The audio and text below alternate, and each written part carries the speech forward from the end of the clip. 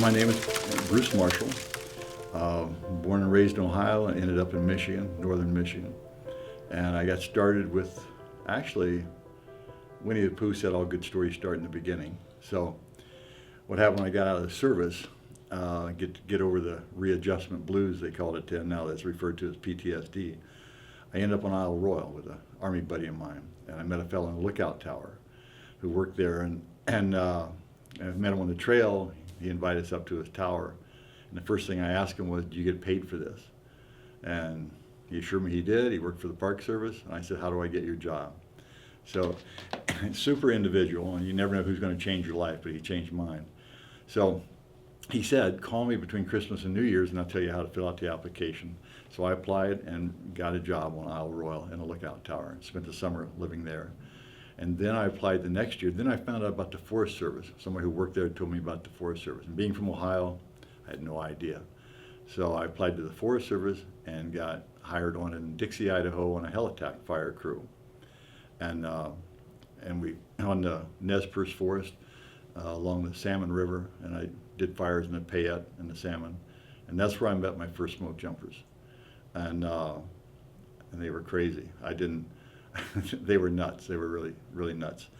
And to drop names, I'll say the first two people that impressed me were Jerry Agawa and Neil Satterwhite, who's no longer with us.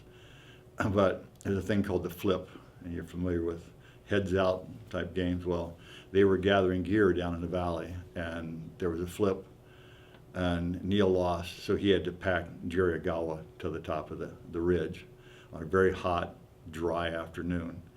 And when he got him up there, he carried him down the ridge and rolled him off his back into the fire. I thought, these guys are animals. I don't want anything to do with it. But I did hear stories about 400 hours of overtime, New Mexico, Alaska, California.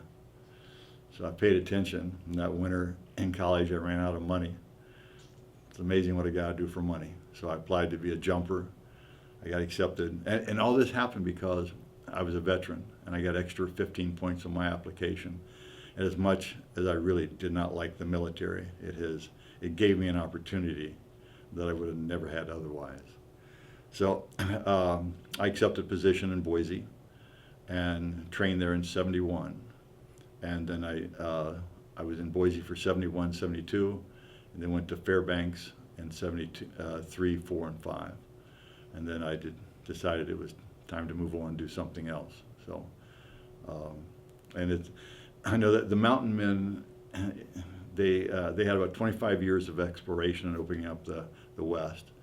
And they referred to that as the shining times. And I've always referred to my time as a jumper as the shining times of my life.